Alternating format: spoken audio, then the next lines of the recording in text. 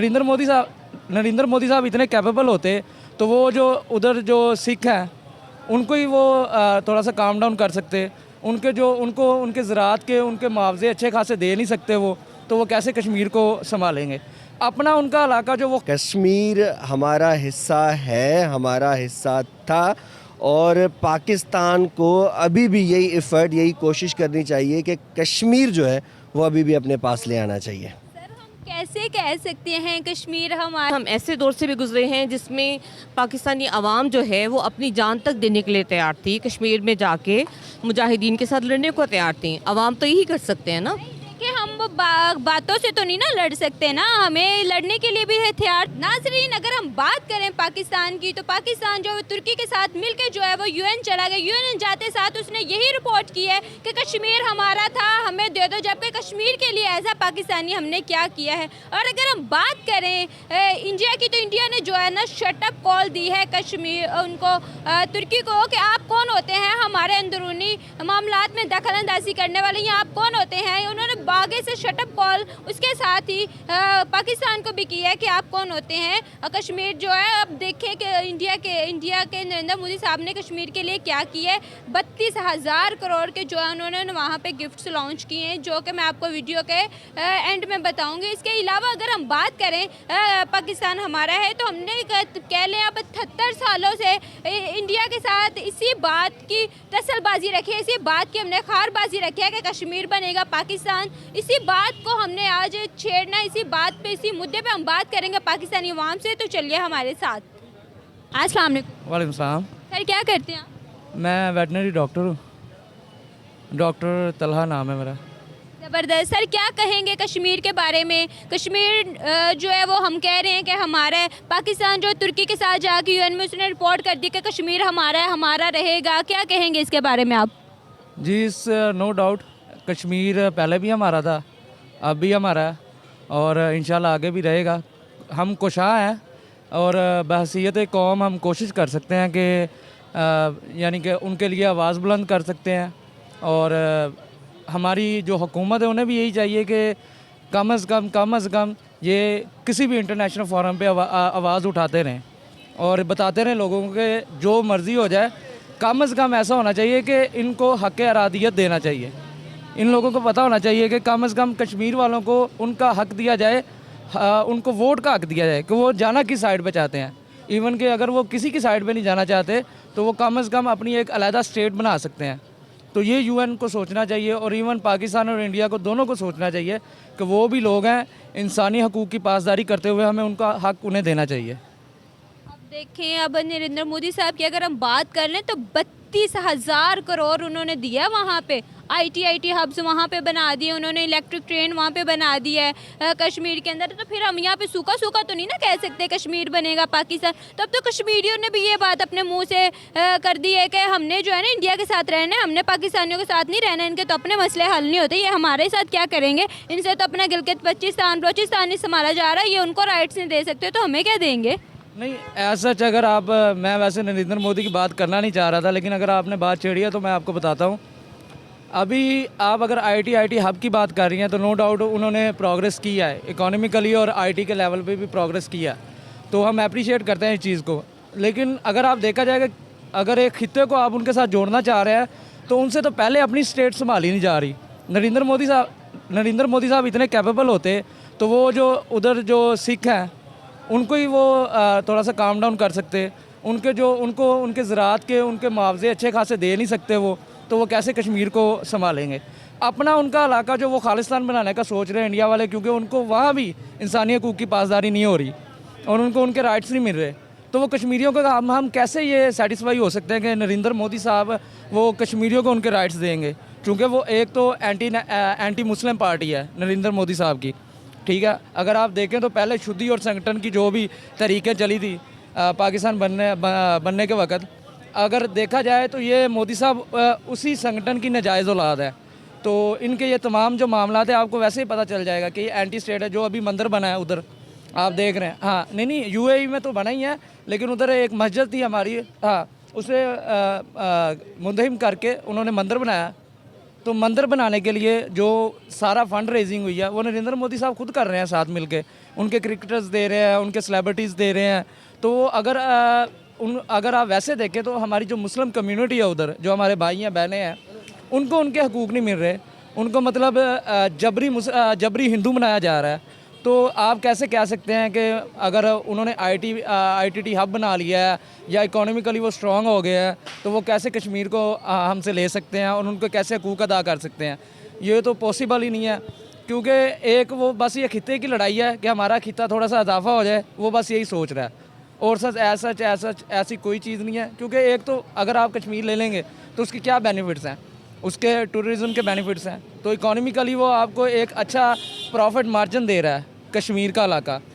तो इसीलिए मोदी साहब भी यही सोच रहे हैं। ऐसा उनको ये कोई चीज़ नहीं है कि हम इनको हकूक़ देंगे। अगर उन्होंने हकूक़ देने होते तो वहाँ अपनी फ़ौजें ना भेजते, इस तरह के मामलात ना करते। तो हम तो as a nation, as a Pakistani, हमारी गवर्नमेंट भी हमेशा से यही चाहती रही है। और इवन के अगर आप सोचेंगे हमारी जो फ़ौज है, अगर आप कहते हैं कि हमारी फ़ौज इस काबिल है कि वो कश्मीर को छुड़ा सकते हैं, लेकिन हम पीसफुल एक हम कैसे छुड़ा सकते हैं? खाली हाथों से, बातों से तो नहीं ना हम छुड़ा सकते ना।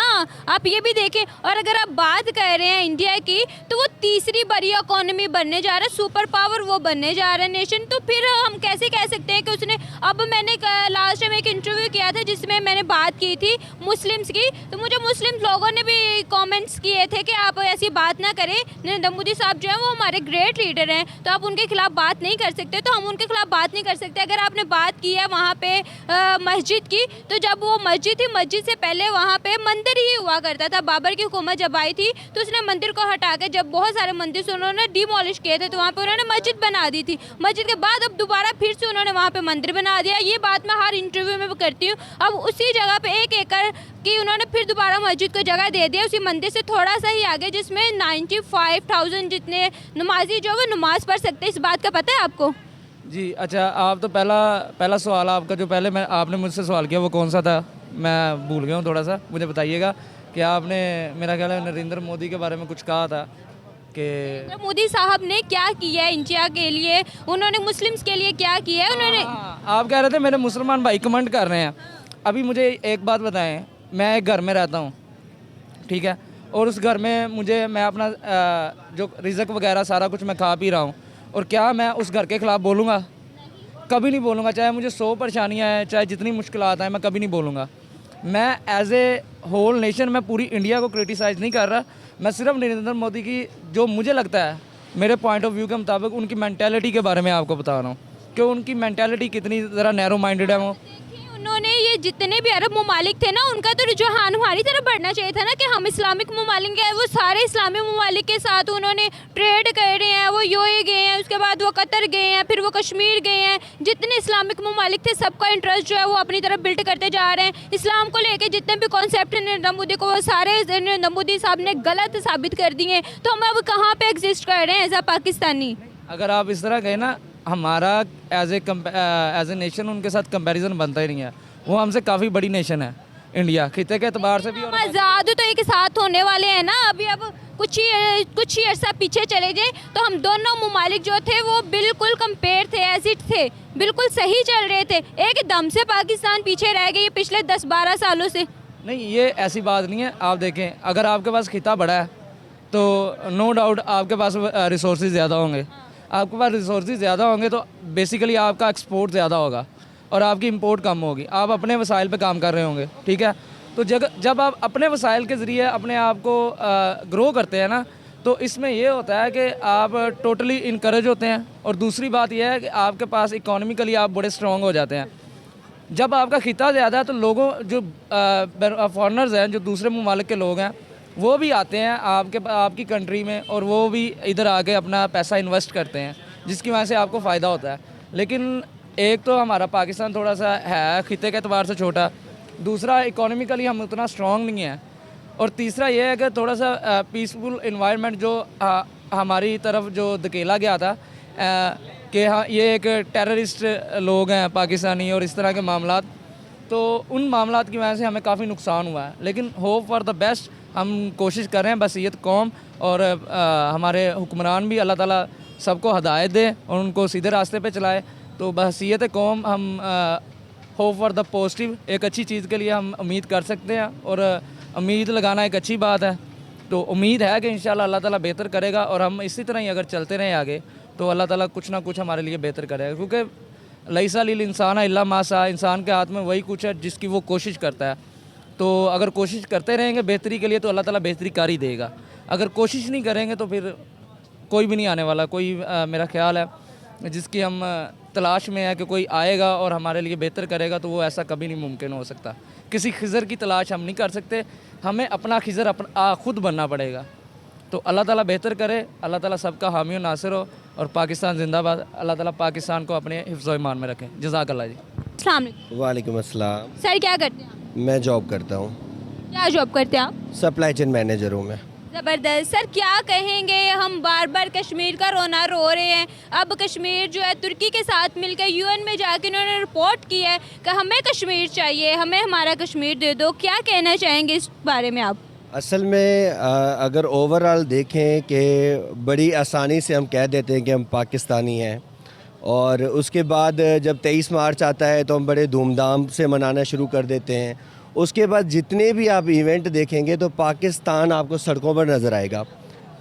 कश्मीर की जब भी बात आती है तो मुझे सबसे पहले इन सब पाकिस्तानियों इंक्लूडिंग मी या आप खुद, हम सबको ये पता ही नहीं है कि कश्मीर हिस्सा कब था हमारा और कब नहीं हुआ।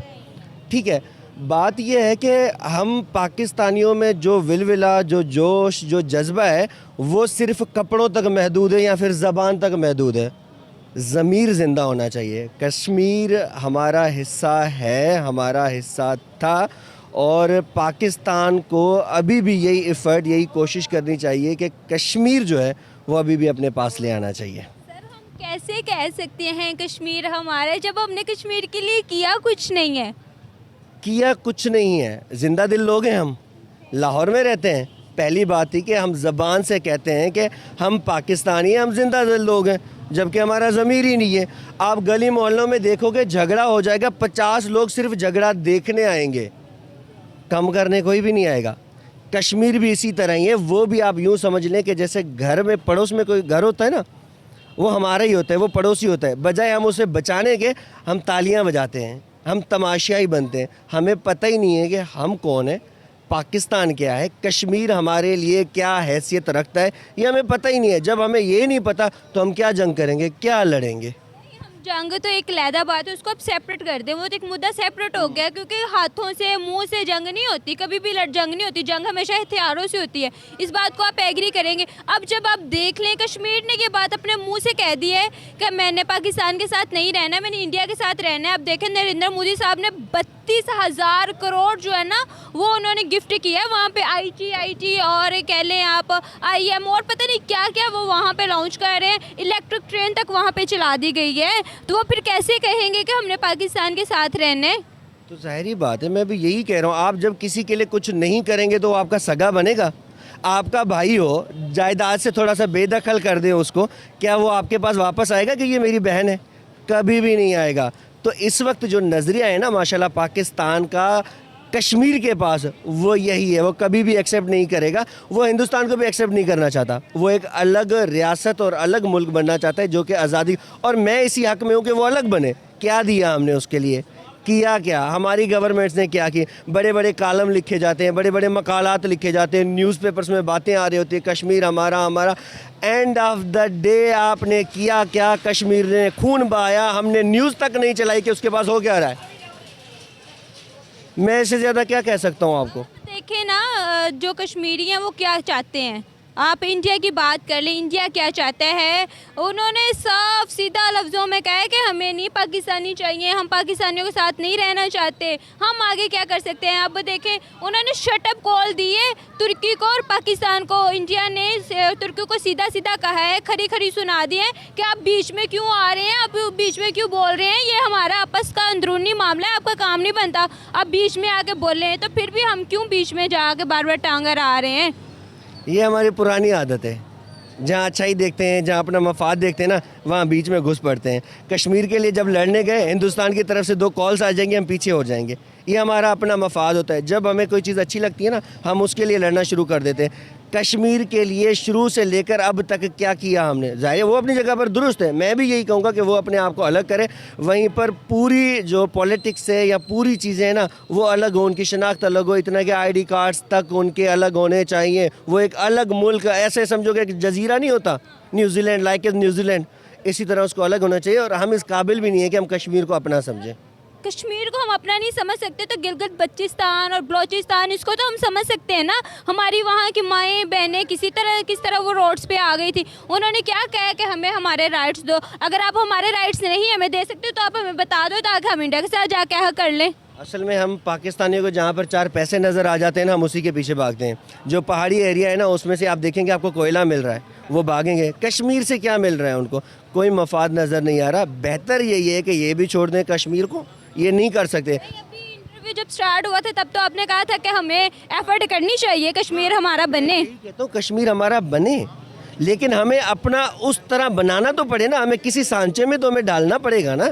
कश्मीर को अपना बनाने के लिए हमें उसके जैसा बनना पड़ेगा, या हमें वो एफर्ट्स करनी पड़ेंगी जो उसको वो एक्सेप्ट कर चुके। इस वक्त नज़रिया बदल चुका है, इस वक्त सोच बदल चुकी है, चीज़ें बदल चुकी हैं। नई जनरेशन आ गई, पुराने अब्बा दादा ख़त्म हो गए, सारे ख़त्म हो गए। नई जनरेशन है, नई जनरेशन क्या चाहती है आपको भी पता ही है, मुझे भी पता है। हर बंदा अपने आप को अलग तस्वर करता है, कश्मीर भी अपने आप को अलग तस्वर करती है।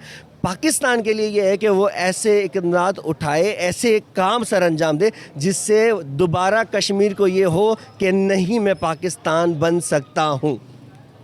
अस्सलाम वालेकुम। वालेकुम अस्सलाम। आपका नाम? जी मिसेस गुलाम मोहिउद्दीन। मिस क्या करती हैं आप? मैं फॉर्मर लेक्चरर हूँ। ज़बरदस्त, आपसे बात करके अच्छा लगेगा। मिस मुझे बताएं, हम बात करते हैं कश्मीर कश्मीर कश्मीर बनेगा पाकिस्तान, तो हम कैसे कह सकते हैं इस टाइम पाकिस्तान जो है वो तुर्की के साथ उसने यूएन में जाकर रिपोर्ट कर दी है कि कश्मीर जो है वो पाकिस्तान का हिस्सा है, कश्मीर को हमें वापस कर दिया जाए, जबकि हमने कश्मीर के लिए किया ही क्या है। बात ये है कि बात ऊपर से शुरू होती है। हमेशा पाकिस्तान बनने के बाद, कायदे-ए-आज़म के बाद आज तक हमें कोई ऐसा हुक्मरान नहीं मिला जो कि कश्मीर के लिए इंतहाई संजीदा होता, जो कश्मीर के लिए अपने सर दर्द जान की बाजी लगा देता। आज तक जितने भी हुक्मरान मिले हैं हर एक का मकसद सिर्फ़ और सिर्फ कुर्सी था। अगर कोई एक हुक्मरान भी ऐसा होता जो कश्मीर के लिए अपनी कुर्सी कुर्बान करने को तैयार होता तो आज कश्मीर लाजमी आज़ाद होता।